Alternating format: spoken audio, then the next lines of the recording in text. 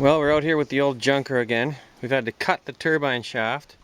It's a pretty rare sight. You'll see that's the main turbine to compressor coupling. And I'm about to drop this little screw, that screw, down through the compressor so you can all hear the terrible sound you never want to hear when working on turbine engines. Start? I don't feel so good. You're alright. I don't know what's happening. I don't know. I don't want to go. I don't want to go. Sir, please. Please, I don't want to go. I don't want to go.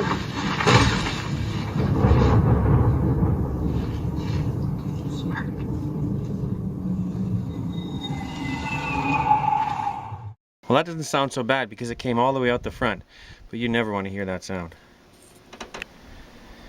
Unless you're working on a piece of junk like this.